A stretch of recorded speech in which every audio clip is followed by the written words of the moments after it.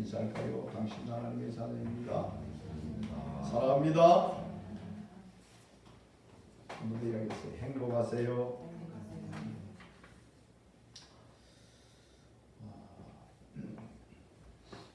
어렵고 힘드는 일을 만나는 사람들은 대체로 어머니를 생각하게 됩니다.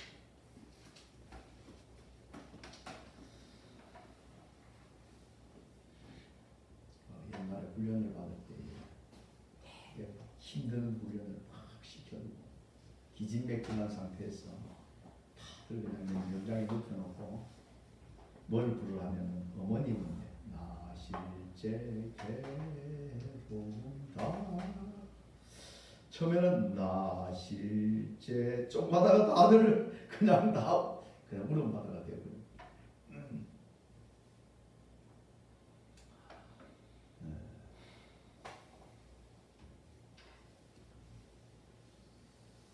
우리 모친은 일찍 돌아가셨어요. 58에 돌아가셨는데 그러고 나니까 제일 슬픈 게 뭐냐면 이제 어머니라고 부를 사람이 없겠구나.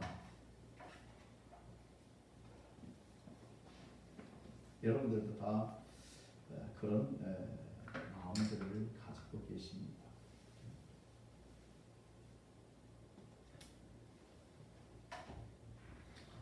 인생을 왔다가 또 어느 순간에 가야 합니다.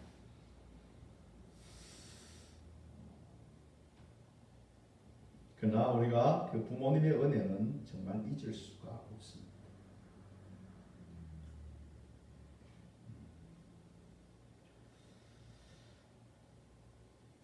그 부모님의 은혜는 정말 대가 없는 값없는 은혜. 아가페의 사랑이다 이렇게 말하죠. 그 사랑이 있었기에 우리가 지금 여기에 있는 겁니다. 여러분들도 또한 여러분들의 자녀에게 이런 사랑을 나누어 주고 있을 줄 압니다. 근데 그 사랑을 받을 때는 그게 귀한 줄을 잘 모릅니다. 그렇죠? 오히려 어떤 때는 자기 뜻대로 할 수 없다고 화를 내기도 하고 이런 모습을 가질 때가 있죠. 그러나 돌아가시고 나서 곰곰이 생각해 보면 그 하나하나 했던 것이 바로 나를 향한 사랑이었다는 것을 알게 될 때 정말 눈시울이 뜨겁습니다. 오늘 제목을 행복한 가정 만들기 이렇게 정했습니다. 행복한 가정. 누구든지 다 행복하기를 원합니다.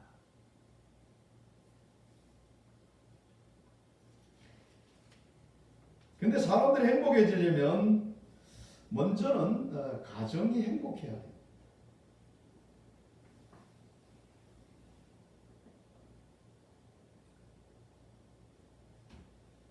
자녀들도 탈선하는 자녀들은 그 가정이 행복하지 못하기 때문에 결국 좋지 않는 방향으로 가게 됩니다.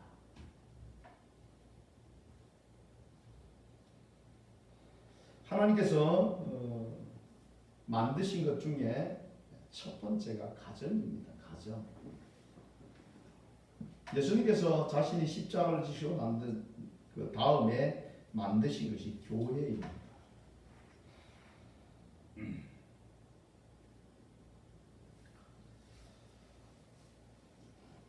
하나님께서 가정을 만드셨는데 여러분이 잘 아는 아담과 하와입니다. 창세기에 보면 하나님께서 우주 만물을 다 만드시고 특별히 지구 가운데 모든 생물들 또 동물들도 만드시고 사람을 만드셨는데 사람은 아담 혼자 만드셨어요.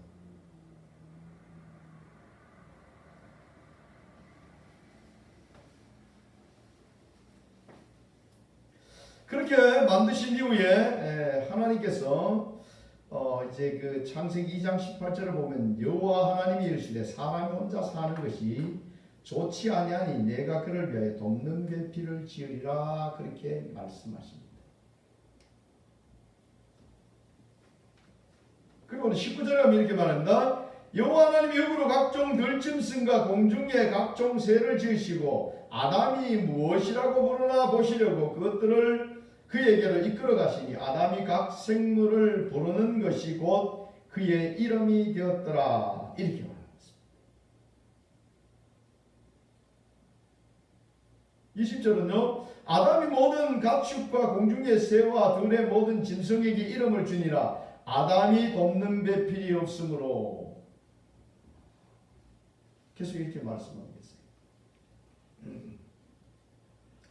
그 말씀은 아담을 처음 만들어 놓으시고 이제 하나님께서 동물들을 쫙 데려서 동물들에게 아담아 너 이름, 이 동물들에게 이름 지어줘. 그러니까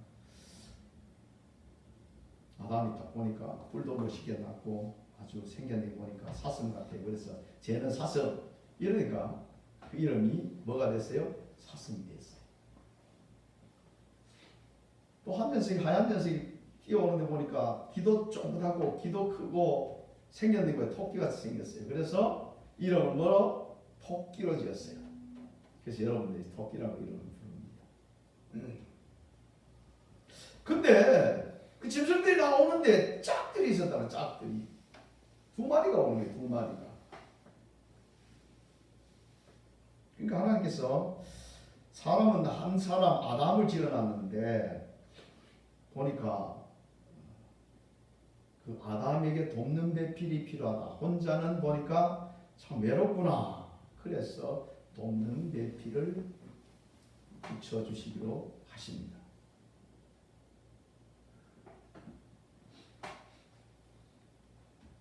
그래서 하나님께서 21절로 가면 아담을 깊이 잠들게 하고 그 갈빗대를 취해서 하와를 낳으셨습니다. 아니 하나님께서 그냥 아담 만들듯이 그냥 흙으로 빚어서 그 코에 생기를 불어넣어서 그냥 여자를 한 명 만들어서 데려와서 이런 여자 하와다 이렇게 하면 될 건데 굳이 그 아담을 깊이 잠들게 하셔서 그 갈빗대 하나를 빼가지고 상당히 번거롭지 않습니까? 어떻습니까? 아니 아담을 깊이 잠들게 해서 갈빗대 하나 빼가지고 그래 만들기 쉽겠습니까? 그냥 하나님이 아담 만드셨듯이 그냥 쫙 이랬어 그냥 흙으로 빚어가지고 그래 만드는 게 쉽겠습니까? 여러분들이 생각하실 때는 어떤 게 더 쉽겠습니까? 제가 생각할 때는 이중을 할 필요 없이 다시 아담 잠재워가지고 깊이 잠재웠다는 말은 마취 수면 마취를 시켰는데 어쨌든 간에 그 고통을 전혀 모르도록 여러분들 마취를 시켰단 말 아닙니까? 여러분들 병원 가서 마취하다 그러면 시간 좀 걸리지 않습니까? 물론 우리 하나님은 그렇지 않겠지만서도 또 여러분들 그 갈비뼈를 빼려면 여러분 살을 찢어야 되지 않습니까? 이런 절차 번거롭게 할 필요 없이 그냥 간단하게 흙으로 그냥 만들어가지고 코에 생기를 불어넣어서 너는 여자 이렇게 해서 그냥 만들면 될걸 왜 아담을 잠들게 하시고 갈비뼈 하나는 또 빼고 거기는 살로 채우고 그 다음에 그 갈비뼈를 가지고 다시 그 갈비뼈를 여러분들 기준 잡아가지고 다시 사람을 하나 더 만들어가지고 그렇게 아담에게 데려왔느냐 이 말이죠.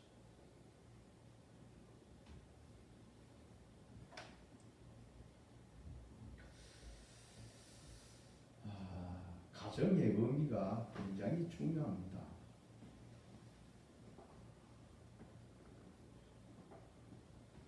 하나님께서는 하와를 독립적으로 만드시지 아니하고 아담의 갈비뼈로 만듭니다. 그랬더니만은 아담이 하는 말이 이렇게 말합니다. 아담이 이르되 이는 내 뼈 중에 뼈요 살 중에 살이라. 내 뼈 중에 뼈요 살 중에 살이다. 이 말이 무슨 말이에요? 하와 내 뼈다 그 말이에요. 내 뼈. 하와는 독립적인 존재가 아니고 어떤 존재란 말입니까? 아담의 분신이다 그 말이에요. 아담의 분신.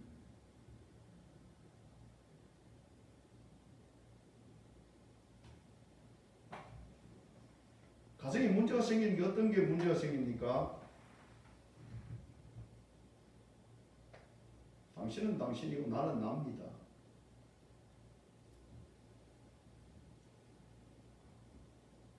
부모들이 왜 자녀를 여러분들이 열심히 돌보고 그들을 양육합니까?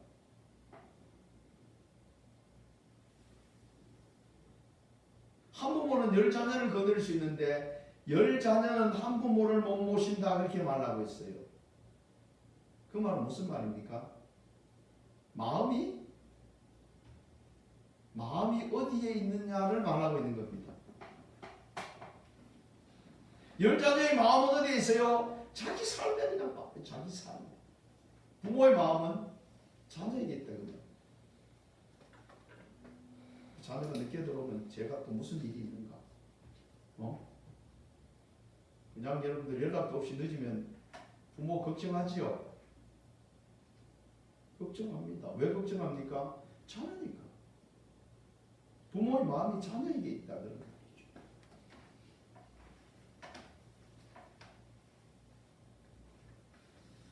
우리는 흔히들 젊은 남녀가 만나서 결혼하게 되어지면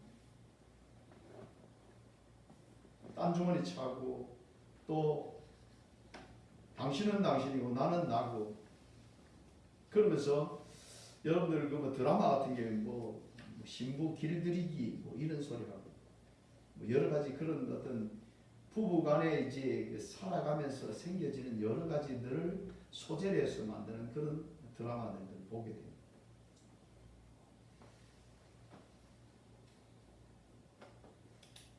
근데 성경으로 딱 들어보면 우리가 생각하는 이 가정의 개념은 완전히 달라집니다.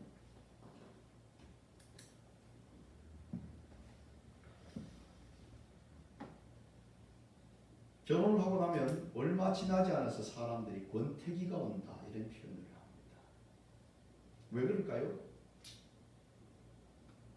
결혼하고 조금 있어 보면 늘 자기 부인 또는 자기 남편에게 눈이 집중되어져 있는 것이 아니고 다른 쪽으로 눈이 돌아가기 시작하면 그때부터 권태기가 오고 다른 사람과 비교하게 되어지고 그러면서 이거는 좋니 이거는 나쁘니 그러면서 비교하기 시작합니다. 아담은요 하와가 딱 왔는데 이는 내 뼈 중에 뼈 살 중에 살이다. 내 분신이다. 그렇게 말하면서 아담은 아무리 눈을 들어서 사방을 둘러봐도 다른 여자가 있었을까요? 없었을까요? 없었어요. 한눈 팔 데가 있었을까요? 없었을까요? 없었습니다.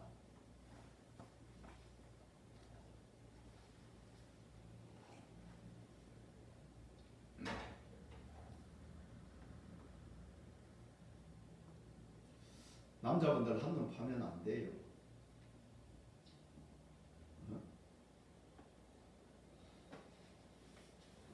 하나님께서 나에게 붙여주신 부인은 내 본신이에요. 내 본신.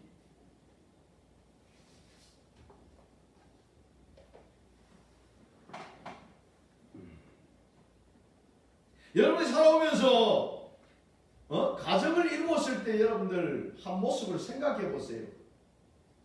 그 사람이 내 본신이라고 생각하고 그 사람의 아픔이 내 아픔이라고 생각하고 그렇게 사셨는지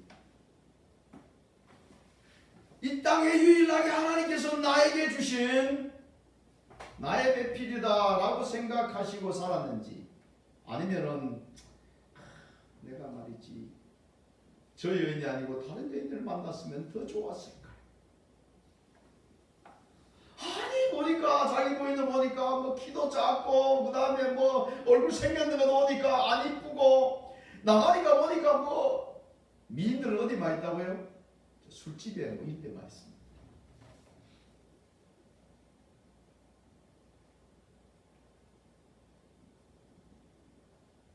그러니까 어느 순간에 마음에 안 드는 겁니다.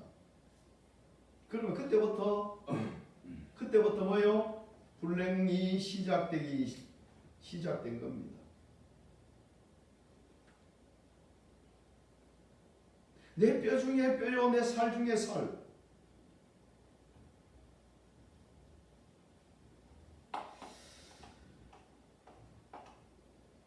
(24절) 25절 보면 이릅니다. 이러므로 남자가 부모를 떠나 그의 아내와 합하여 둘이 한 몸을 이룰지로다. 아담과 그의 아내 두 사람이 벌거벗으나 부끄러워하지 아니하니라.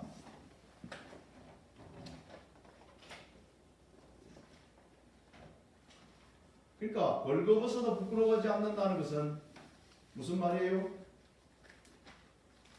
감출 게 없다고 말입니다.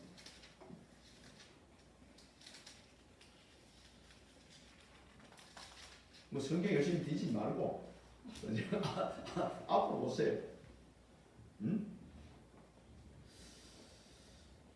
우리 삶 속에서 여러분들 지난 뒤에 후회하는 경우가 참 많습니다. 하나님께서는 우리에게 가장 아름다운 가정을 주셨어요.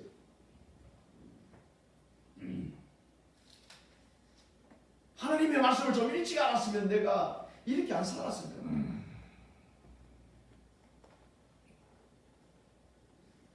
아담은 오직 누구만 바라봤어요? 다른 사람을 바라보지도 못했을 뿐더러 하와만 바라보게 되어져 있습니다.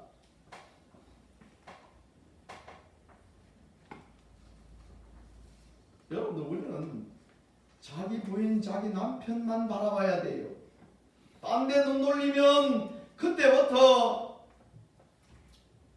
아니 그때 그렇게 결혼하기 전에는 당신 없으면 나 못 살아요. 당신이 최고예요.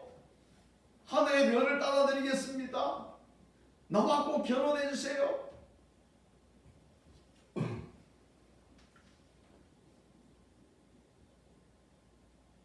사랑이 있으면 다 용서가 돼요.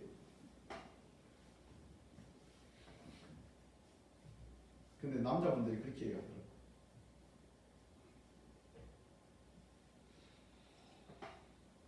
이쁘면 다 용서가 된다.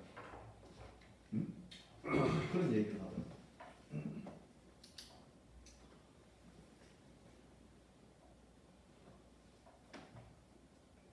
하나님께서 우리에게 말씀하시고 우리에게 요구하시는 것은 뗄래야 뗄 수 없는, 갈비뼈를 버릴 수 없는, 즉 한 몸이다. 누구만 바라보라고? 하나님께서 짝 지어준 사람이 최고라고 보고 자기 남편, 자기 부인만 바라보라.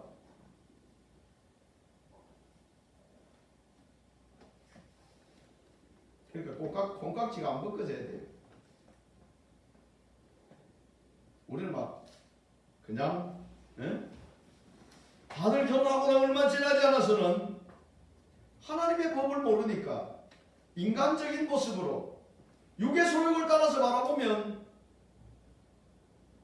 여러분들 남편만 부인이 마음에 안 드는 게 아니고 부인도 남편이 마음에 안 듭니다. 이상하게 남자들은 또 막 자기는 잘났고 가지 부인만 뭐 마치 모자란 같이 이렇게 생각합니다. 나는 잘났고 부인이 모자란다고. 내가 참 저런 여인과 살아주는 것은 참 가부하다고 이렇게 생각합니다. 착각입니다. 부인도요, 내가 물을 수만 있으면 당장 물을 건데 이렇게 생각합니다.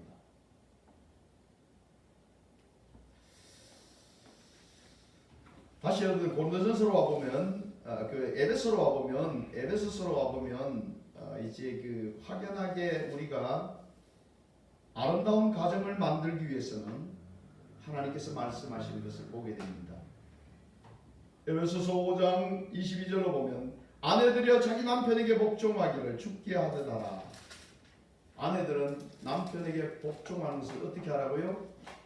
주님께 하듯이 하라. 그 말은 무슨 말이에요?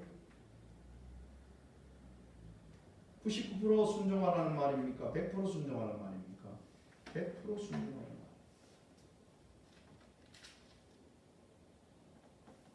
말. 아니 무슨 그런 성경 말씀 뭐 이런 말씀을 가져가 놨을까요? 아내가 여러분들 남편에게 100% 순종하래. 아예 그냥 복종하듯 하지. 복종하듯. 복종은 여러분 순종하고 다릅니다. 순종은 여러분 내가 마음이 허락되어야 따르는 게 순종이고, 복종은 무조건 하고 엎드릴 복자죠. 무조건 하고 어떻게 하라고요? 예하고 순종하라. 예하고 따라가라는 겁니다. 야, 이렇게 하면 여러분들 여자분들 이렇게 하면 자존심만 상합니까? 아니, 나도 인격적인 존재인데 이렇게 하면 나는 뭐야 그럼? 집에서 식모같이 살아야 돼? 뭐 이런 생각을 합니다. 성경을 몰라도 너무 모르는, 주님의 마음을 몰라도 너무너무 모르는 얘기를 지금 생각하고 있는 겁니다. 하나님께서 하와를 만드실 때 돕는 배필로 만드셨어요. 어떻게 하라고요? 권사님 어떻게 하라고요? 도와라 그 말입니다. 아, 저 사람이 나를 도와야지. 내가 연약한 내가 저 사람을 도와야 되냐고.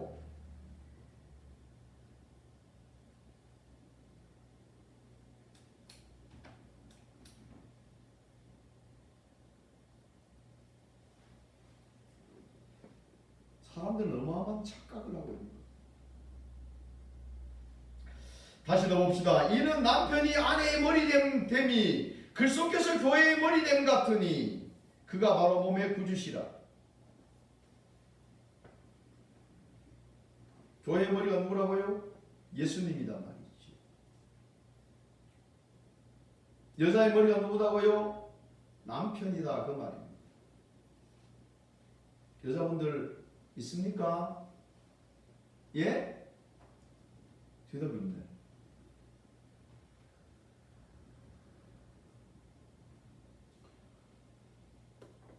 성경적이 성경적. 이 집사님 그러면 좋을 것 같죠? 그죠?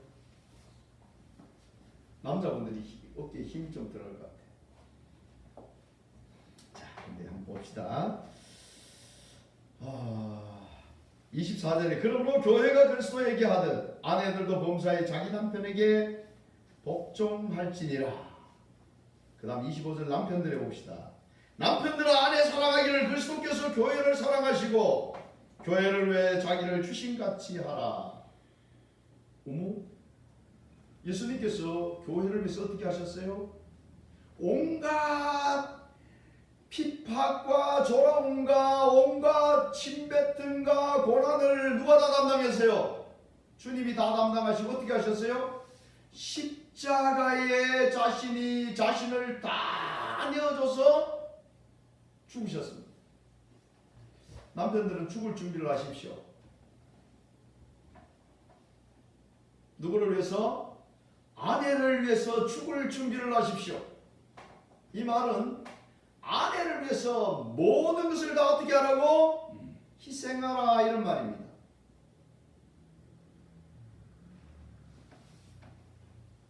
별로 놀라운 그런 기색들이 전혀 없으십니다. 여러분들이 살아온 걸음 속에서 어떻습니까? 이런 자세를 가지고 이런 모습으로 여러분들이 살아오셨습니까? 그랬으면 여러분들 가정은 당연히 아름다운 가정입니다. 행복한 가정이 되게 되어 있습니다.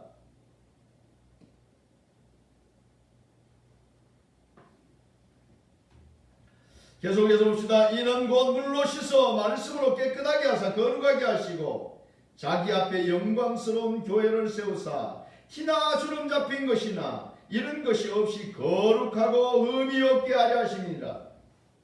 이 말은 예수님께서 오직 모든 것을 누구를 위해서? 교회를 위해서 다 주셨다. 교회가 빤듯하게 서고 교회가 죄로부터 벗어나고 교회가 멋있어지고 교회가 높아지기를 위해서 예수님께서는 자기를 다 희생하셨다. 이런 말.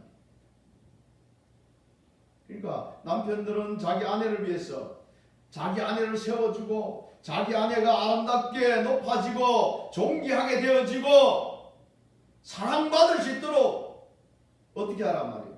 남편들이 온 힘을 다 쏟아라. 여러분 한번 봅시다. 부인이 남편을 위해서 지극정성을 다하고 남편이 그 부인을 위해서 온 남편의 모든 것을 쏟는다면 그 가정은 행복할까요? 행복하지 않을까요? 말 한마디도 여러분들 그냥 쉽게 하겠어요? 무시하는 말을 그냥 막 대놓고 하겠어요? 여러분들 남편들이 그냥 자기 부인을 무시하는 말로 막 던져놓은 그 말이 얼마나 그 마음에 상처가 되는지 몰라요. 칼로 벤 상처는 아물지만은 말로 던져놓은 이 상처는 아물지도 않아요. 그것이 내 속에서 막 다시금 그 말을 생각할 때마다 내 속이 막 다시 뒤집어지는 거예요. 그래서 여러분 언어 사용도 굉장히 중요합니다. 그때 있을 때 잘할 걸 이런 생각이 들 때도 많습니다. 그때는 조건 따지고 이것 따지고 저것 따지고 그러니까 왜 그래 마음에 안 드는지 몰라요. 아니 내가 말이지 그때 눈이 삐었지 어떻게 저 여인하고 저 남자하고 말이지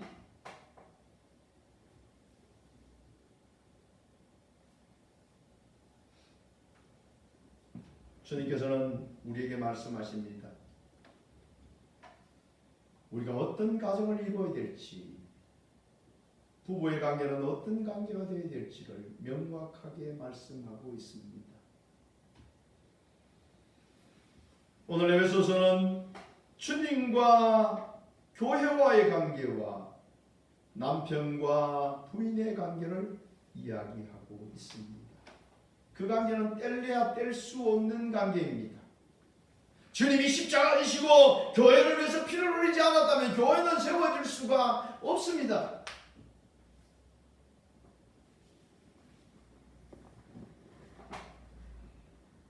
교회는 그리스도의 희생으로 말미암아 세워졌습니다.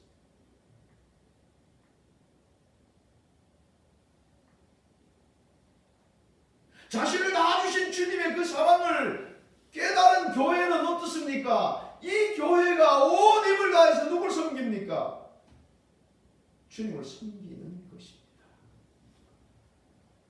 뗄래야 뗄 수가 없어요. 뭐로 연결되어 있어요? 갈비로 연결되어 있어요. 갈비를 뗄 수가 없어요. 갈비를 떼내면 죽어요.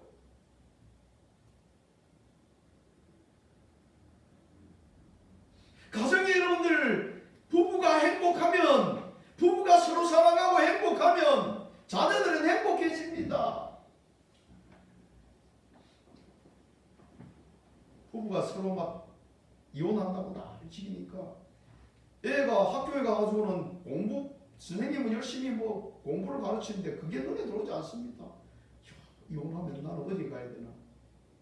나는 누구 눈치 보고 살아야 되나? 아버지를 따라가야 되나? 어머니를 따라가야 되나? 뭐 이렇게 생각하고 있는 겁니다. 그 사람이 여러분 다음에 결혼하면 그 아이가 결혼하면 그 배운 게 뭡니까? 그 아버지 어머니를 보면서 배운 게요. 결국 좋지 않는 걸 배우고 그는 사회적으로 참 안타까운 사람이 됩니다.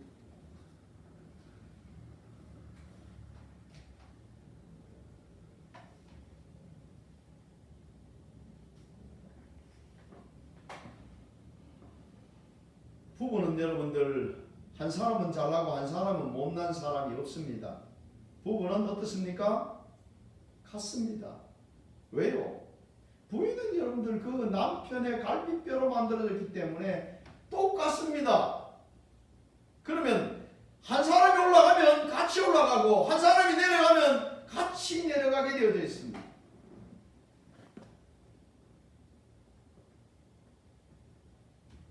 그 성경을 가만히 보십시오. 가만히 보면 하나님께서는 사람을 만드시고 가정을 만드실 때에 자신을 위해서 살아라고 말하지 않습니다.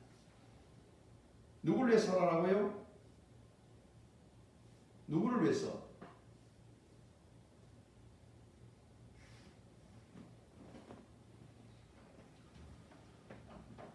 6장 5절 이후에도 보면 그 종과 상전의 관계를 이야기하면서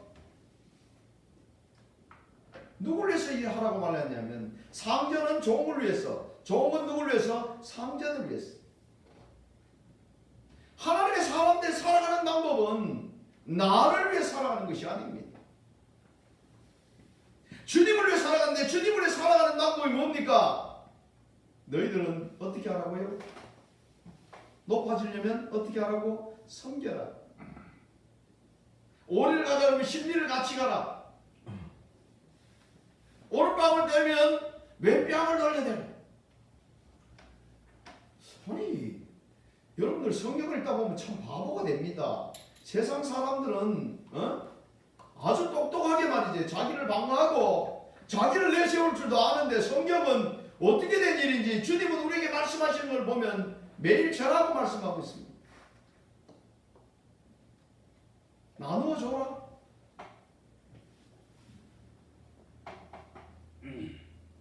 섬겨라. 낮아져라.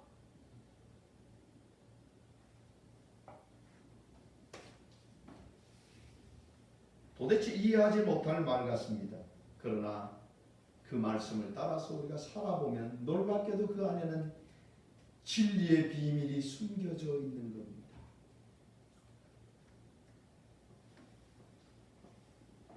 내가 진작 알았으면 우리 가정이 이렇게 안 됐을까? 그때는 말이지. 내가 왜 몰랐을까? 그런 생각이 든다면 지금부터 삶의 방향을 세워가야 돼. 우리 앞길은 알지 못합니다. 어떤 앞길이 우리에게 펼쳐질지 우리는 알지 못합니다. 하나님께서 우리에게 말씀하신 것은 꼭 그 가정에만 극한되는 게 아닙니다. 우리의 삶의 모습이 어떠해야 하는 것을 우리에게 말씀하고 있습니다. 오늘 본문으로 보면 이렇게 말합니다. 자녀들아 주 안에서 너희 부모에게 순종하라. 이것이 옳으니라.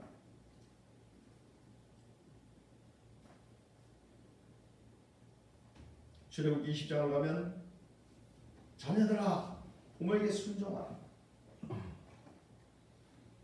주 안에서란 말은 이제 에베소는 이방인 교회이기 때문에 주 안에서라는 말이 들어가 있습니다. 왜냐하면 주님 안에서 순종하고 복종하는 것이 가장 같기 때문입니다. 아니면 여러분들 너 예수 믿지 마 이러면 예 하고 순종해야 되겠죠. 그러면 다 죽습니다. 주 안에서 어떻게 하라고요? 순종하라. 부모에게 순종하라. 억지로 그냥 해가지고 막 부모님 이야기하는 게 막 별로 마음에 안 들고 그랬습니다. 두근두근했습니다. 하지 못해서 하지 말고 그런 환경 속에서 어떻게 하라고요? 부모님이 이야기하시는 것은 좋은 자녀들이 잘 되라고 말씀하시는 거예요. 우리나라 보통 보면 그런 경우 많잖아요. 어머니들이 따라다니면서 야 공부해라 공부해라 공부해라 공부해라. 그러니까 어느 순간 얘가 막 화를 버럭 내렸습니다. 어머니 잔소리 그만하세요. 이렇게.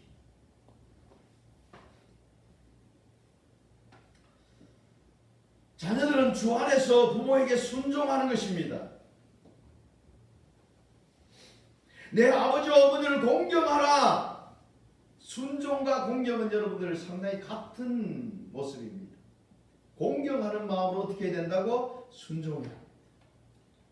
억지로 순종하면 복되지 않다 그 말입니다. 공경한다는 말은 뭡니까? 내 마음으로 받든다 그런 말입니다.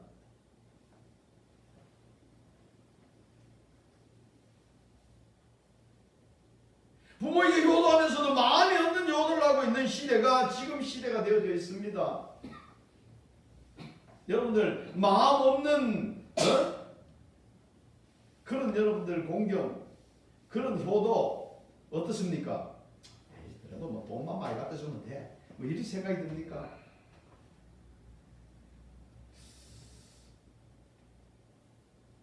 어버이 주일하고 여러분들 마음을 담아가지고 한 분이 뒤에 카네이션을 준비했어요. 더 카네이션. 어떻게 공경을 할까? 그래서 준비를 했어요.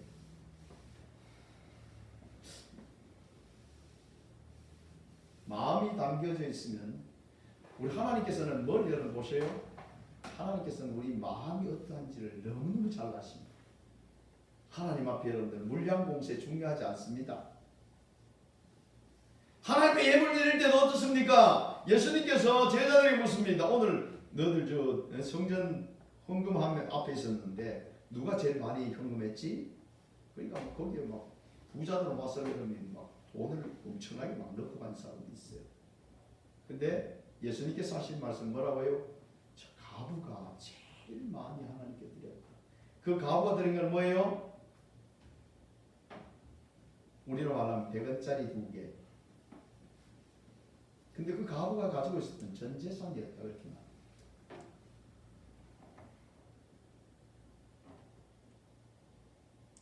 여러분들이 시간 예배 드리는데도 여러분의 온 마음이 주님께로 두어져 있어요. 그런데 그 부모를 공경하는 것은 여러분들이 보니까 그 첫 약속에 있는 첫 계명이다 그렇게 말씀하십니다. 여러분들 하나님에 대해서 여러분들 그 네 계명을 말하고 다섯 번째 약속에 있는 첫 계명이 뭐예요? 내 부모를 공경하라 이렇게 부모에 대한 계명이 나옵니다. 이 계명은 이로써 내가 잘되고 땅에서 장수하리라. 네가 앞으로 살아가는데 그 마음으로 살아가면 그 부모를 공경하는 그 모습으로 살아가면 네가 땅에서 잘되고 어떻게 한다? 장수한다.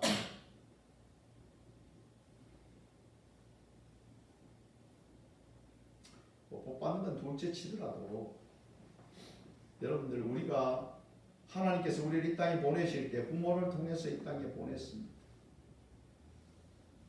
여러분 태어났을 때에 요즘 보면 참 어떻게 애기 태어났는데 그냥 뭐 화장실에 버리고 오고 쓰레기통에 버리고 오고 이런 참 상상할 수 없는 이런 뉴스를 접하게 되면 참 마음이 아픕니다. 서울 같은 데는 이제 그 교회에서 이제 사랑의 바구니를 뒀어. 그런 혹시 못 기를 아이가 있거든 거기에 갖다 이제 놓으면 교회에서 이제 아이를 키우는 이런 모습으로 지금 하는 교회들이 많이 있습니다. 여러분 태어났을 때에 어머니가 그럼 젖 먹이 싫어서 그냥 젖을 안 먹이면 자녀는 죽습니다. 살 수가 없어요. 태어났을 때는 여러분들 부모님의 돌보심이 없으면 살 수가 없습니다.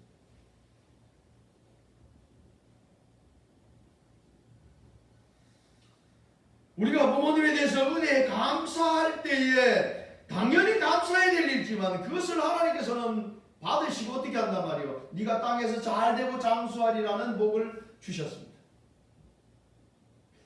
아니 부모를 잘 섬기고 또 덤으로 또 땅에서 잘되고 장수한다. 하나님의 계명을 지키면 하여튼간에 잠자다가도 떡이 생깁니다. 하나님의 말씀을 따라가면 여러분들이 생각지도 못한 그런 복이 여러분들에게 오게 됩니다. 여러분들이 주님을 사랑함으로 주님의 말씀을 따라간다면 그건 여러분들 복이 하나가 아니고 덤으로 우리 하나님께서는 여러분들에게 넘치게 주십니다. 또 이제 아비들에게 말합니다. 아비들아 너희 자녀를 노예케 하지 말고 오직 주의 교훈과 훈계로 양육하라. 자녀를 양육할 때 뭘로 양육하란 말입니까? 하나님의 말씀으로 양육하라. 네 욕심대로 양육하지 말고 하나님의 말씀으로 양육하라. 여러분들이 자녀에게 하나님의 말씀을 들려주면서 그 말씀으로 양육을 하십시오. 놀랍게도 이 자녀가 믿음 안에 세워지게 됩니다. 부모가 물려줘야 될 유산이 뭡니까? 바로 신앙입니다. 그것보다 중요한 게 없어요. 재산 많은 집에 재산 물려주려면 서로 싸우고 형제간에 싸우고 막 재판하고 난리가 납니다. 그거 물려주려고 하지 말고 뭐 물려주라고요? 신앙을 물려주면 천국을 물려주는 거 아닙니까?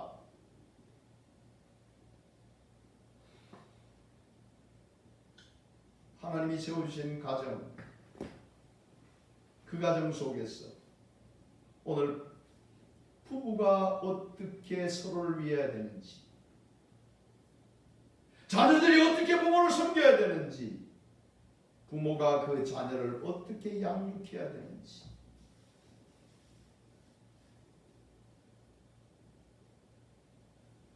혹시 여러분들 아직 믿음으로 서 있지 못한 자녀들이 있다면 예수 안에 그를 양육하셔야 합니다. 벌써 머리 다 큰데 말도 안 들어요. 이때까지 여러분들이 잘못해 오신 겁니다. 그러면 지금이라도 여러분들이 기도하셔야 합니다. 그 자녀에게 천국을 주는 것보다 더 중요한 것이 무엇이 있겠습니까? 우리 이 집사님 매일 그 어진이 사진 나놓고 늘 기도합니다. 좋은지 몰라요. 제가 참 감사해요. 자녀를 위해서 기도하십시오. 그 자녀에게 천국을 물려주는 것보다 더 귀한 것이 없습니다.